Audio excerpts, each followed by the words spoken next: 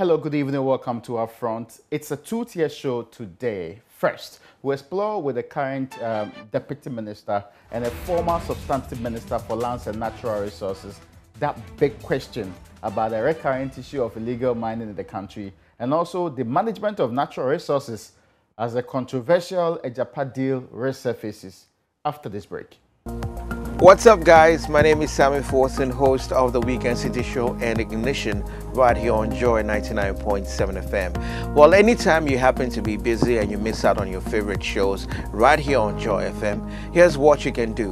Log on to myjoyonline.com/podcast. Just go on there and you'll find all your shows on demand 24/7. There you can catch up. Remember, Joy FM remains your radio for discerning listeners. You're welcome back. This is UPfront. My name is Raymond Dakwa. Now, at the beginning of the year, the Akufo-Addo government admitted that it had dropped the ball when it comes to the fight against illegal mining. Despite promising in his last term that he was bent on seeing it through, even if it will cost him a second term. Well, it didn't.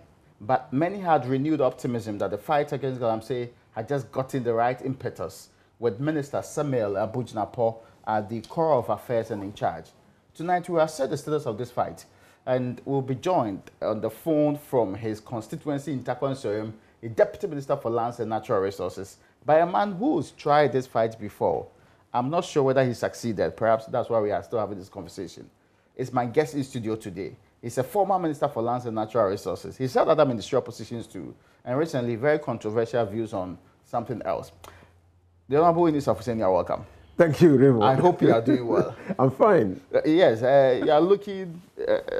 the politics was not good for you, as in the one that you do in Parliament. You're looking better now. Well, it's not the politics. It's just that my lifestyle has changed. I exercise a lot. Oh, I see. I sleep 8 hours a day.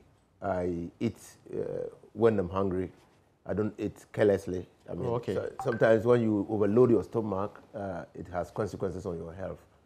And that's it. And so you must take good care of your health. And while I was MP, you couldn't have time to do all these things. But now I have sufficient time. So I exercise 3 hours a day, try to burn all the fat, do some dumbbells. Oh, I see. It's interesting. I'm sure sometime we'll have a conversation on this one. But I'm sure in the course of this conversation, we should have the Honorable George Meku Duka, who had agreed to join this conversation from his constituency, a place that previously used to be having its own problems with the fight against galamsey. That's Takonsoyum. Yes. We sure should be able to get him to speak to these matters more. But it is that fight. Is that fight that started way too well with John Peter Amewu. I'm sure even the media joined it. And there was a media coalition in support of this fight. I'm convinced that even the minority were convinced this was getting somewhere. And for the first time, we had a plan in place, a multilateral mining improvement plan, which included resurfacing and virtually every good thing. Reclamation was the word they used, and how to get mining back on its feet. Along the line, getting into the election 2020, we forgot about it, and that's a nice way of putting it. Perhaps we deliberately let it slide so that people can get votes from this particular system. The accusation also is that you in the NDC made it a campaign issue. That is why the government had to concentrate on getting more votes rather than protecting the environment. But early this year, the minister said he was back to the ways of making sure our environment was safer, better, and improved. Indeed, he could not understand from his rounds why we have done that level of devastation. Anyway, we are changed minister for that particular ministry, and the youthful man was in charge. You are even somewhat convinced that we'll get somewhere with it. From what you said, as a former minister in that ministry, are we on course? Well, thank you for having me for this very important discussion. I always describe myself as an environmentalist. When I was at the Ministry of Lands and Natural Resources, I saw it as a duty imposed on me to protect the environment and ensure that future generations will not hold us responsible for the degradation of the environment. I'm not so sure that it was because of the promises of the NDC that MPP... The president had made reference to it before. Well, he needed to justify. He needed to justify why he was abandoning But it was true that fight. the NDC was telling the people that when we came in, we are going to allow you to go back. No, NDC has always said that we will regulate illegal small-scale mining. I mean, you go look at any time we say you regulate what is illegal. Yes. So when you regulate, So no. When you regulate, it means that you will pass laws to ensure that those who do illegal mining see it fit to come under the armpit. I mean, the purview of the legal environment and take advantage of it. What did you do wrong as minister? In connection with the fight against galamsey? I did nothing wrong. You tried. You put military men on the ground. It didn't work. No. I did nothing wrong. Really? Galamsey, you have to fight it in stages. I see. Okay, so the first stage was the people who were doing illegal small-scale mining were doing it contrary to the laws of the country. So your first line of intervention was to use law and order to get them off. You had the law as far back as 2000. Yes, but enforcement has always been the problem. Even now, enforcement is the problem. So as a minister, when I was given the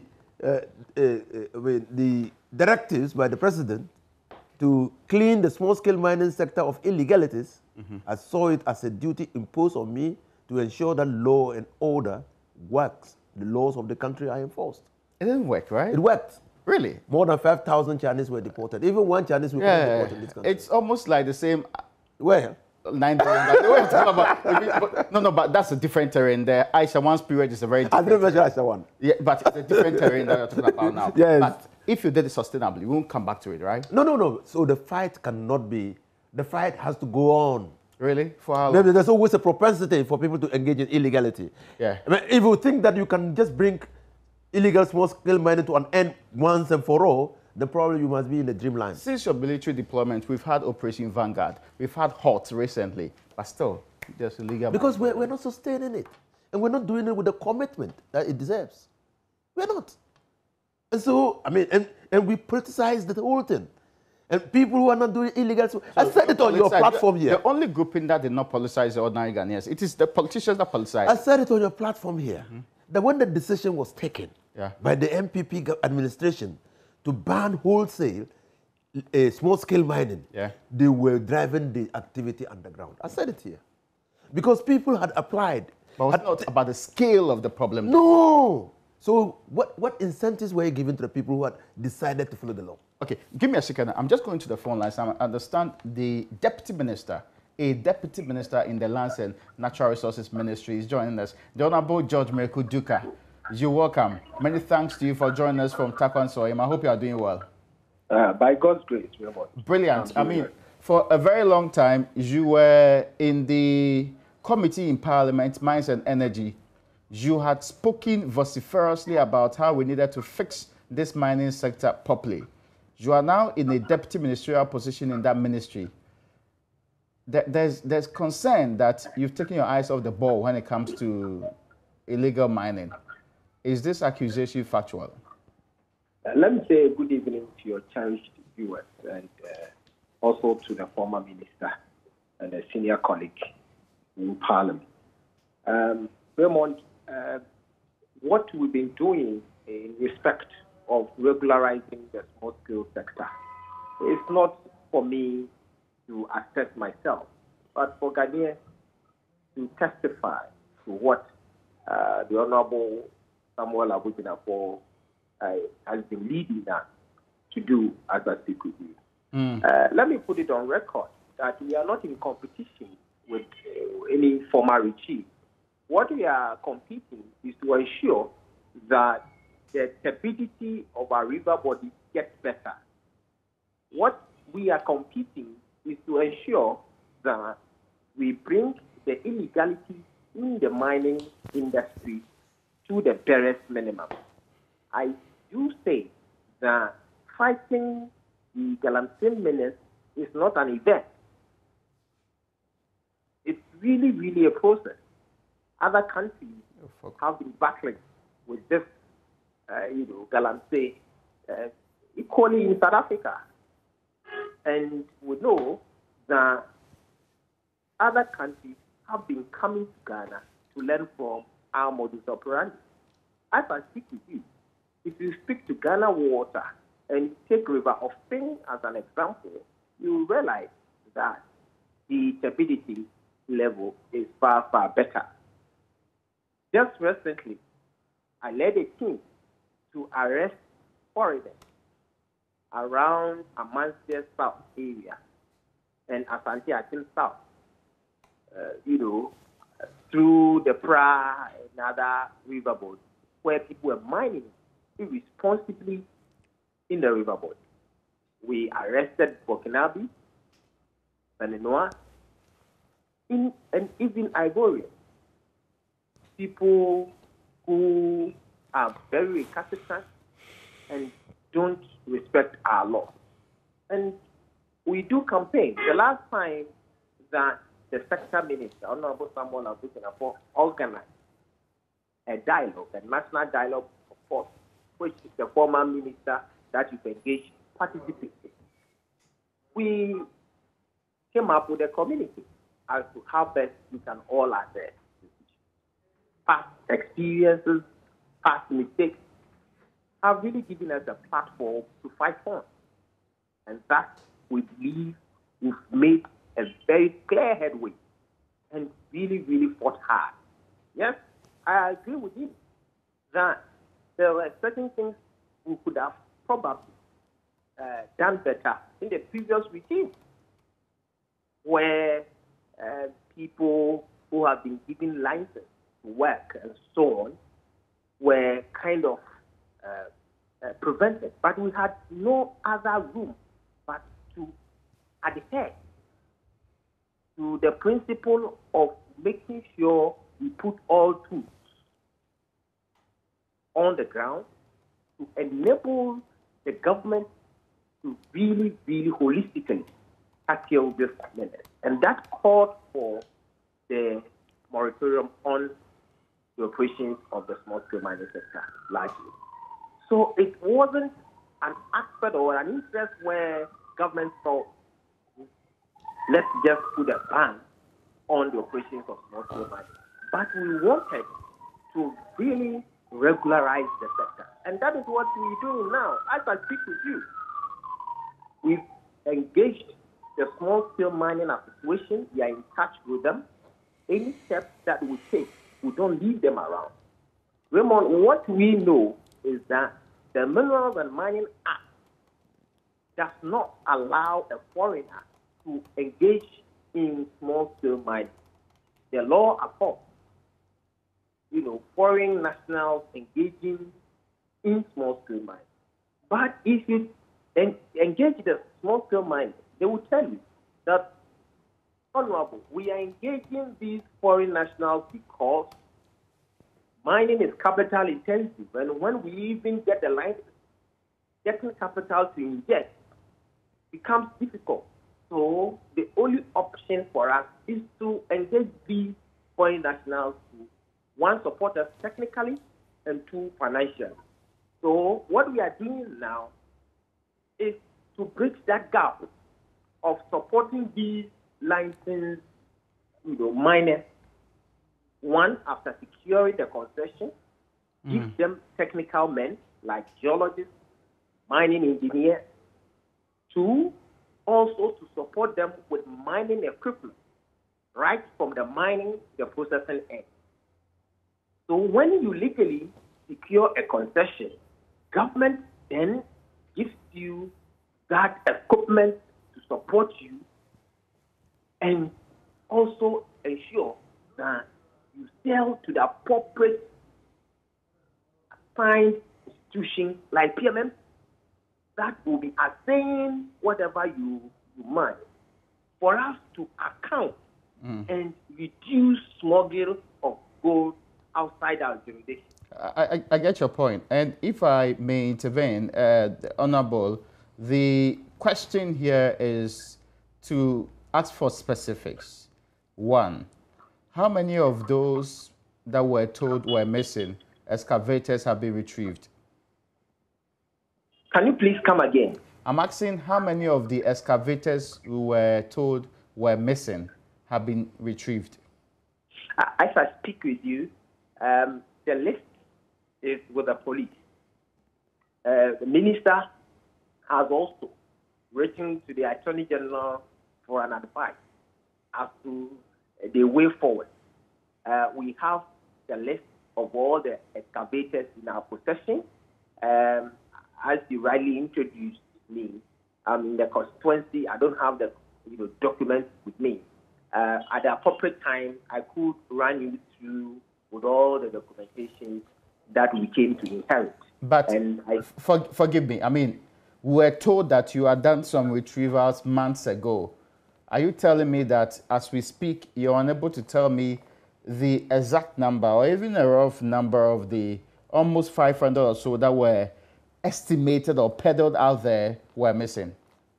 As the deputy minister responsible for mining, I wouldn't want to speculate. That is why I'm asking you that I could run you through the documents that is with me as far as the excavators are concerned. Okay. And at the appropriate time, my technical director could give you the details with all the reports. But I don't have no problem. I'm not going to push it. The next question I have is connected to restored licenses. The grouping who were in the illegal or small-scale mining who were asked to stop work, how many of them have had their licenses restored and are operating today?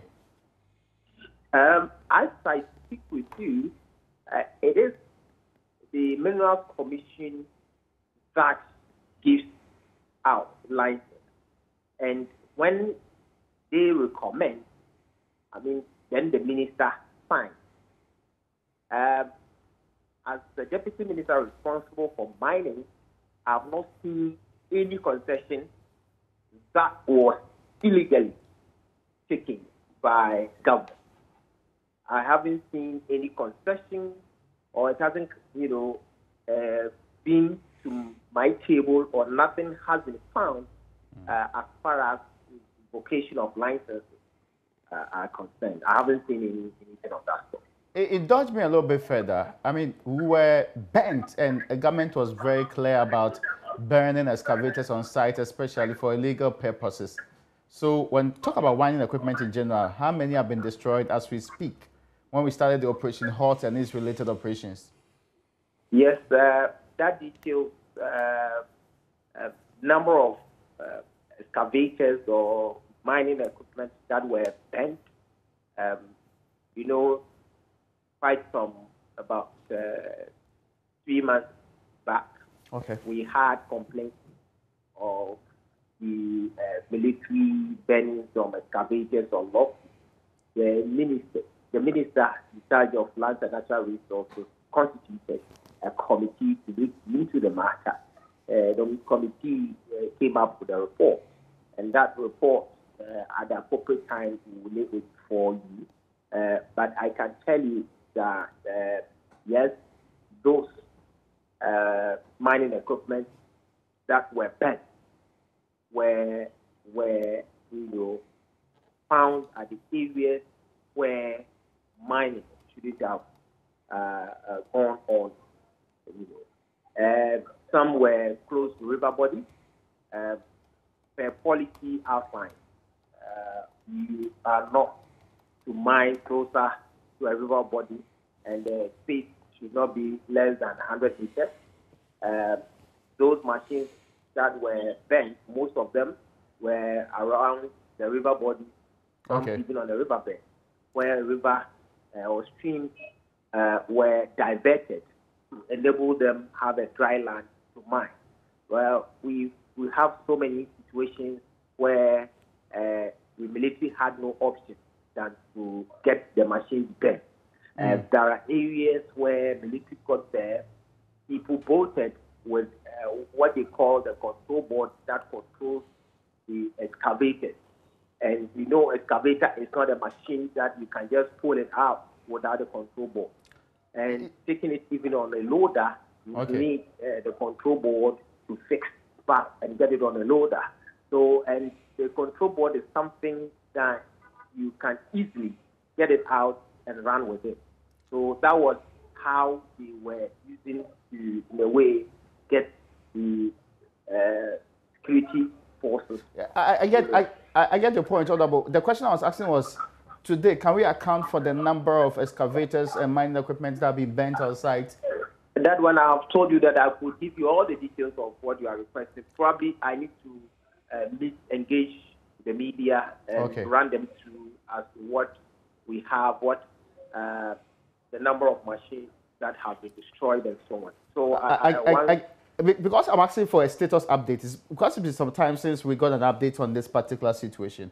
May I ask you, beyond these machines, we were supposed to reclaim some lands as we speak. What we're acreage? Supposed to reclamation exercise. Yes, good. Yes. How many kilometers or acreage have we done so far? Yes, the minister briefed the nation on the extent as to how we want to reclaim this land that have been destroyed by illegal mining. The president initiated a project that we call Alternative Livelihood Employment Program. And that program is to see to the reclamation of this degraded land. And that will be launched around 25th and 27th of this month at Takwa, obviously the heart of mining. To provide alternative employment for this teeming youth. And as part of that, we'll be vigorously embarking on reclamation projects. And I can specifically tell you that we're starting around Honongo, where feasibility studies are being done as a review by a consultant that has been engaged by Minerals Commission to do this assessment. Now, I'm asked this question because in 2018, then Minister John Pitame, when he was exiting the ministry, told us that government has made some money available for reclamation. That is the update I wanted from what we have done since that period till now. But you are telling me that we are going to start the whole process afresh, suggesting we have not done anything within that period? If I wouldn't be in a position to tell you the quantum or the number of acreage that we've reclaimed as I speak with you. But I can confidently also tell you that there has been one or two measures and efforts in reclaiming some of the degraded areas. But I may not be in a position to specifically indicate the acreage that has been reclaimed. Now, maybe this will be a question to follow up on what's the Abe action. What's government's plan? Can you clearly outline government's plan now for dealing with illegal mining? Is the Operation HALT still in progress? Yes, the Operation HALT 2 is in progress. A government plan of fighting those menace is to, first of all, take care of our river body, secure the river body. And that is what we're doing now, to just get our river body secured. And the forest reserve also protected. We want to do that as the first phase of the battle to ensure clearing of all recalcitrant miners from the river body, to get them secured, then also protect our forest reserves. And secondly, the second measure is to also regularize the sector itself, especially those having license. Because if you're having a driver's license, it doesn't give you that prerogative to drive anyhow or even hit someone with your vehicle. And having a license to mine doesn't mean you can mine anyhow without following all the protocol. So we really want to educate miners as to how they should, or the international standards, how they can best meet this standard of practicing the best mining measures in the world. And that is what we want to achieve as a leading gold producer in Africa. Wow. And thirdly, after regularizing this sector, what we want to also ensure is to protect the last end of the whole mining architecture. That is where people mine and irresponsibly, smuggle the gold out of the country without going through the processes that will enable us measure what we produce in this country. And if we're able to do this, we believe we'll have very proud mining industry in future for people to emulate. Hold on for me, Honorable Deputy Minister. Let me hear from the former minister whether these are very new, innovative ideas that will fix the problem. Well, they're not new. There have been matters that have agitated the mind of persons who have been in charge of the ministry, the Minerals Commission for a very long time. Alternative livelihood program has been ongoing since we started doing we legalized small-scale mining. And we have always thought that the way to get people out of small-scale mining is to give them a reason to leave this dangerous activity and do small-scale mining. But it's very lucrative, the problem, right? Well, the problem is that you create a business, you create an opportunity which is as lucrative as mining, but less dangerous. Then give people a reason to move away from illegal small-scale mining. That's the whole concept of alternative livelihood program. Now the issue is, yes, it's true. My good friend and colleague, former colleague, Miracle Duka, the deputy minister.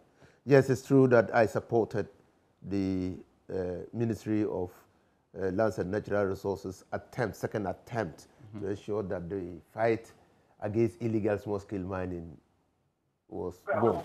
I supported it. I supported it because it's in my interest, it's in your interest, it's in the interest of all Ghanaians that we bring this canker, this menace to an end. Now, I also got the distinct understanding that the communique that was presented, that was released after the consultative dialogue was going to be reduced into policy. And that a strategy on how to fight the illegal small-scale mining will then be developed. And that strategy shared with all stakeholders. That has not happened? That's not happened. I've not seen any strategy. I've not seen the policy document on the second fight.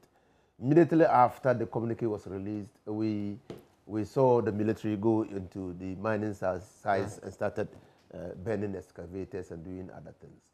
Now, and I have said, and my brother Jinapo, I told him, you can't win the fight against illegal small-scale mining if you don't bring all stakeholders on board. Stakeholders being the ministries themselves, the Minerals Commission, the chiefs who are the custodians of the land, civil society organizations who are interested in protecting the environment, the media, because you can't be everywhere at every time. And so you need all of them to agree that this menace... But it's not what you are doing. It's not what is happening. It's not what they are doing? No, it's not. No, it's not. You don't think so? I don't think so. I don't think so. I mean, the fight has now... Can we, at the current pace, win it sustainably? We can.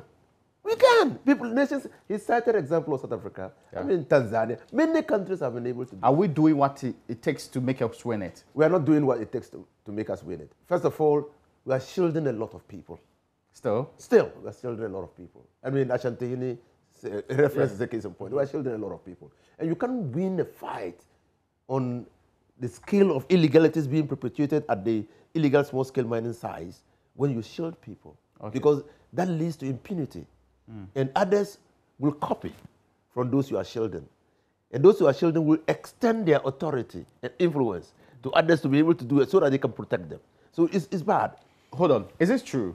I mean, Honorable Mekuduka, are we shielding people who are actively engaging in destroying our lands and water bodies? It's very unfortunate that the former minister could garner all the energy savers. I believe discussing this industry, you must be ready to discuss it dispassionately, remove political coloration and other interests out of. If he says he's not seeing anything new in the fight against illegality in the industry, I'll be surprised. And I'm surprised that I'm hearing such thing from that senior colleague. How many big weights have we prosecuted so far? How many big weights have we prosecuted so far?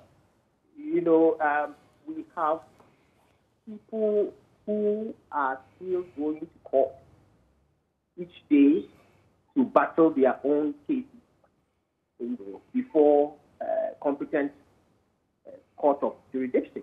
And I cannot in any way dictate the pace or decide on how this law must run at the law court. That is not under my purview, and it is not part of my duty to ensure that once the people are arrested, once they are prosecuted, and even the arresting of this recalcitrant is the duty of the law enforcement agency. How many have we arrested so far?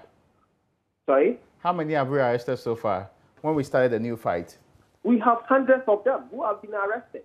People have been, then I just gave you an example that some foreign nationals were even arrested just about 3 weeks ago. I see. Just last 2 weeks, about 13 other people were also arrested through the efforts of the Small-Scale Mining Association.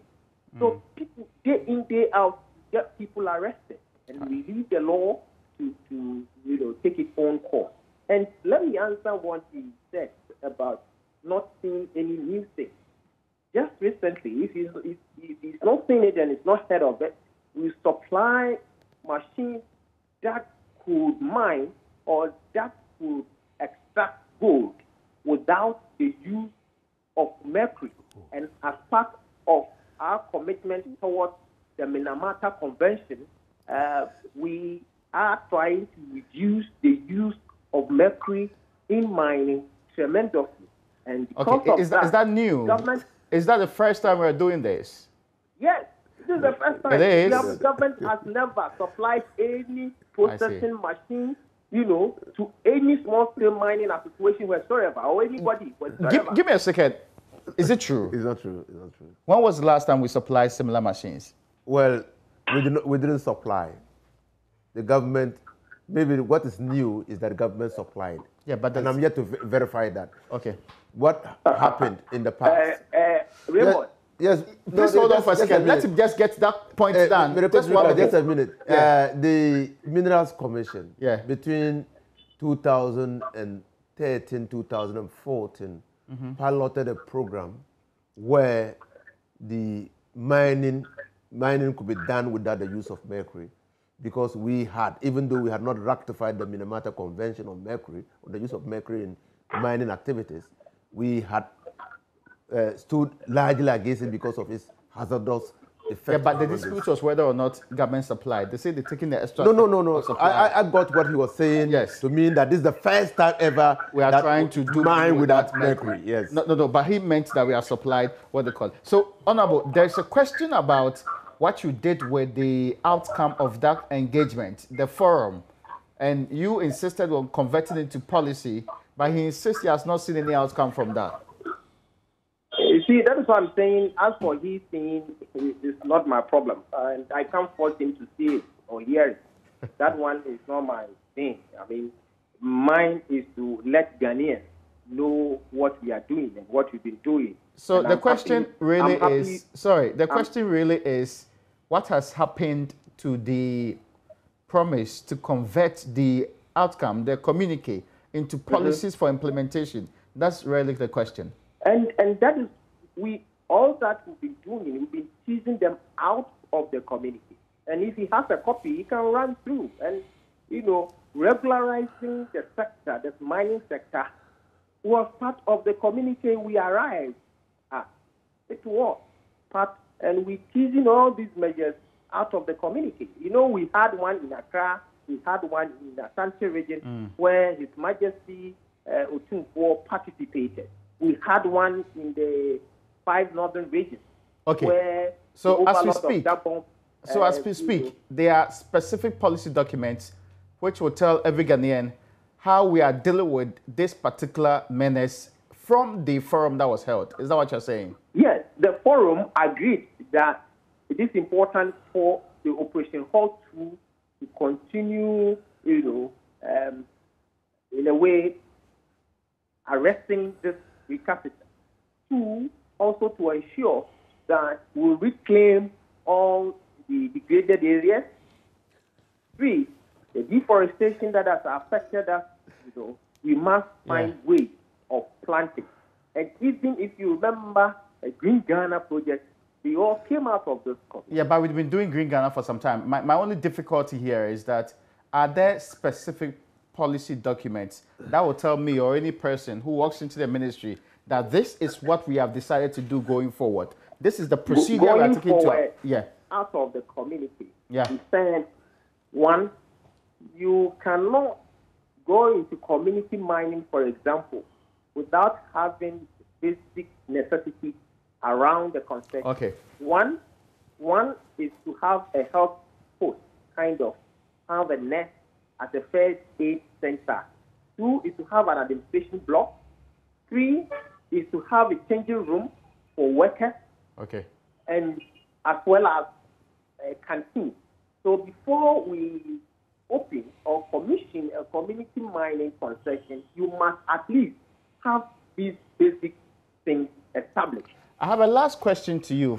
This question is about the status of water bodies. When can we confidently say that all the water bodies in the country have been restored to what they used to be, free from the pollution that comes from the mining happening near or on them?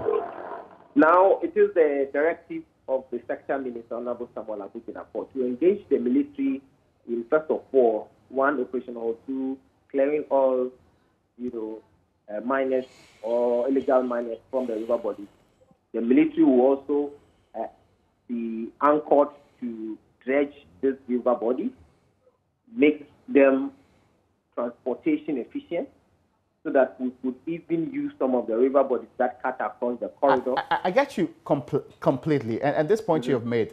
My question is, when can Ghanaians say that all the water bodies in the country have been cleared of mining and mining operations and have been restored? When is for all of us to get committed to the fight against... Are there timelines? Are there timelines? And that is what I've told you. Probably let's give ourselves, by middle of next year, we will see a different kind of mining industry in the country. And that would also need commitment of all, including you. You have a very big platform. I agree with that. I'm asking specifically about water bodies. Is it the same timeline for water bodies? Are we expecting by next year, middle of next year, we would have cleared all water bodies of those who are polluting it? Absolutely so, and that is what we mean to do. And we want to sustain it by also providing what we call river guards, who will be patrolling along the river bank and be ensuring the safety of our river bodies. Honorable, I appreciate your time today. Many thanks to you for joining us. Let me come to the studio for some concluding remarks for you. So river guards are going to be working heavily on our water bodies. By next year, mid, we would have seen tremendous improvement in this fight. The grin on your face, I don't know how to interpret it, that you are optimistic or this is just not going to work. Well, my good friend and colleague has spoken more than he's provided the evidence. You see, as a student of strategy, I got the distinct feeling that after the communique, the points and resolutions will be reduced into policy. The policy will detail the steps that will be taken to fight the menace, the strategy, and the outcomes that we expect. And that's how you will see the timelines. But from what he says, just speaking off the cuff of his head. Because we know nobody has been let into the policy. And that's most unfortunate. Now, we were all here when we heard that the Minister of Water Resources, together with the Minister of Lands and Natural Resources, and some other ministers, including the Minister of Defense, had visited some river bodies and they spoke about river guards. Nobody knew where it came from. You know, you don't fight a menace that way. It's too ad hoc. Yes, we need to sustain the fight. And sustaining the fight, we should be able to talk truth to power. And that is to tell government that you have said you will do A, B, C, D. But we aren't saying that. Okay. You're not doing that. Or government, or authorities, the Minister of Lands and Natural Resources, this is what we all agreed that should be done. How is it being done? We must hold them accountable. And that is how you will get our commitment to fighting. When we see that the things that we have agreed on to do to bring the fight to an end are being done, then we have a reason to support government to ensure that it's successful. Okay. But if those things are not being done, how do you join the fight? Now, this is just unfortunate. I mean, all of this is supposed to make us actually have better environment. Yes.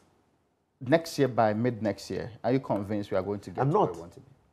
When they started the fight, after driving away some few illegal miners on the... And it has always, I told you about it, the enforcement regime. It has always been the law. The mining cannot take place on water bodies. Yeah. So anybody who has been on the water body is committing an illegality. It's different from removing them. I mean... No, what I'm saying is that, so you don't use it as it's a failure of responsibility. Because you know... So we shouldn't let them on the water body. But in the first place, you shouldn't. Now, and then you get them off. Even at the time that they were getting them off, it was published all over the place that the water bodies were returning to normal. Yesterday, I was watching a clip where about 8 people drowned on the river of Inn. I don't know whether you watched it. Yeah. Did you see the water body? Yes. Is the turbidity, when you saw it, was better? Well, I mean, I have no proper way of assessing it, but it just didn't look good. So. Yeah, it didn't look good. Yeah. It didn't look, nobody expected that within a year, the water bodies would return to normal. But consistency in the fight. Telling you that the evidence from even the water company is that there's a lot of improvement happening. Well, which evidence? The last time the water body... But they have assessed the water bodies. I mean, the last time the Resource Commission. Minister of Water... And Western Housing gave us an assessment, was that the turbidity level was so high that it was compromising the ability to deliver clean water. But water is with... Now we are in the raining season. Okay. So you have to wait until the raining season is off. And you know whether we'll be able to assess whether the dilution of the turbidity levels by reason of rain is what is contributing, or there has been a change. You have to wait. But now you can assess. You can really assess, because clean water is coming into the river bodies and diluting the turbidity levels and making it lighter. So you have to wait. But what I'm just saying is that I will not hold even government or Duka to the 6 months or middle of next year. Yeah. I just want to see effective, consistent work on the river bodies. I want to see consistency in our fight to stop illegal small-scale mining. I want to see people being punished for acts of impunity, because everybody knows that we are fighting against illegal small-scale mining. So anybody, no matter whose acts is God, if he's engaging or she's engaged in illegal small-scale mining, must be punished. That is the only way we will send a message to the people who are thinking of getting into the sector that they aren't going to get it easy. I know it's a difficult fight, but that is why we elect governments. We elect governments to do things that are difficult for us. I am grateful to you for your time today. And we sure should be able to continue this conversation in the future. But for now, I'm very grateful for joining us. Well, you're welcome, Raymond. We'll take a break. When we come back, we'll continue that front.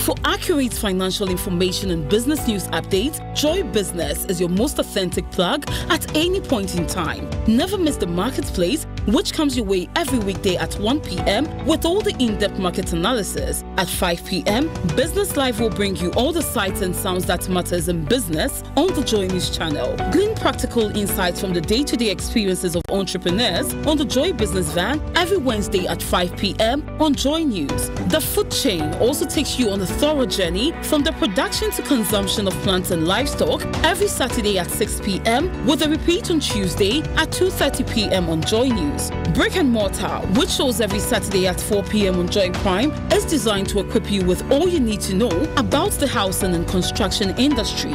Trust Business Connect to keep you in tune with the times every Monday at 9 p.m. on Joy Prime. You can interact with us on Facebook at Joy Business and on LinkedIn at Joy Business GH. Joy Business, empowering, prospering together.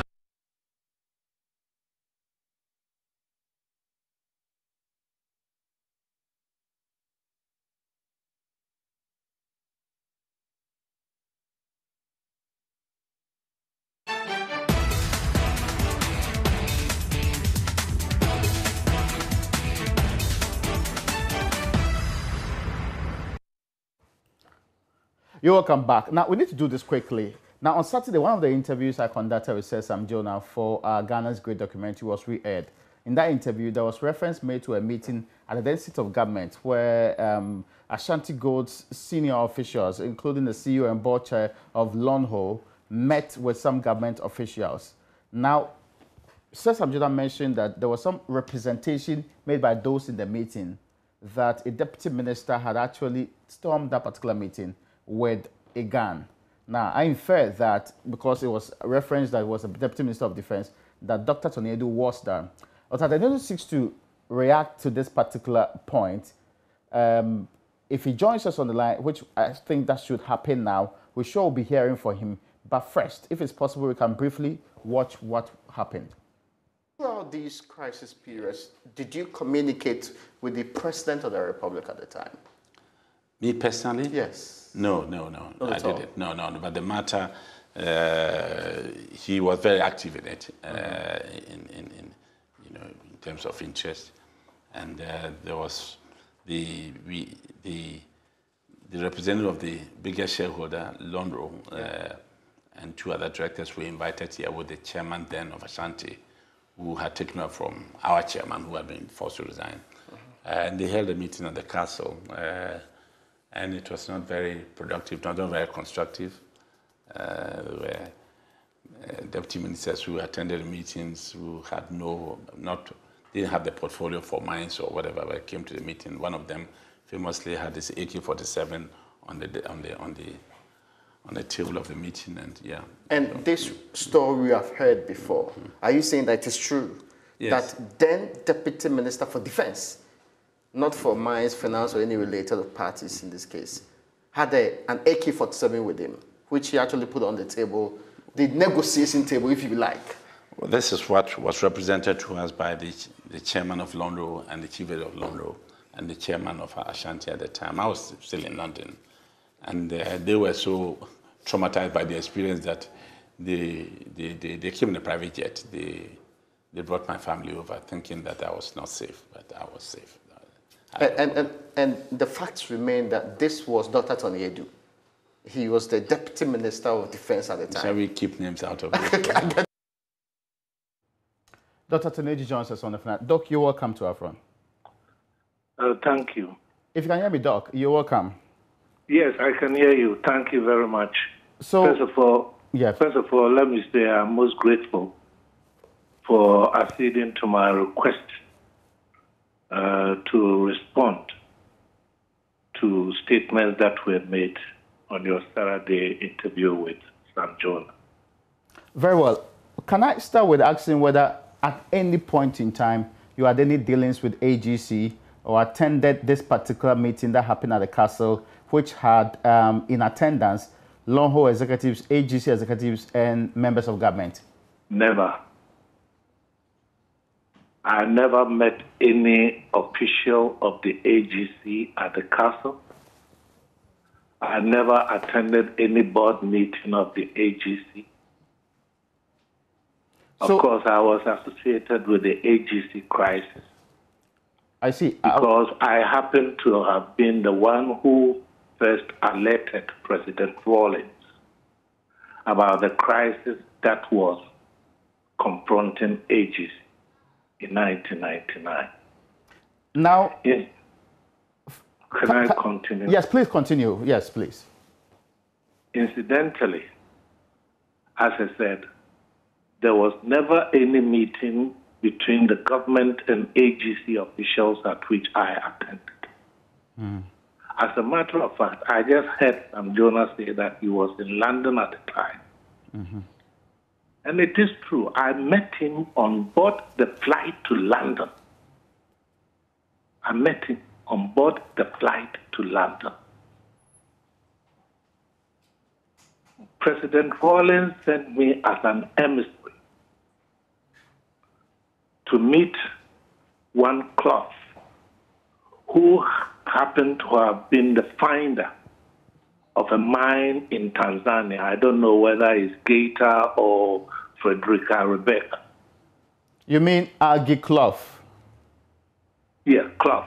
Okay. C-L-U-F-F. Yeah.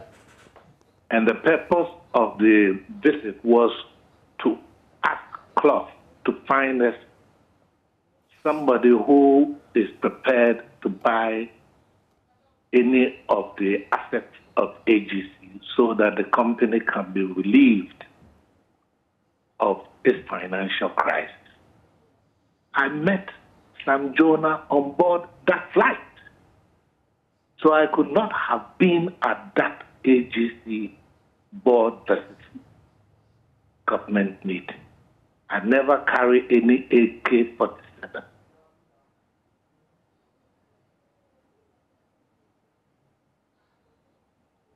Hello? Doc, can you hear you? Hello? Yes, I can hear you. Yes, but you were the Deputy Minister for Defense at the time, right? Yes, I was.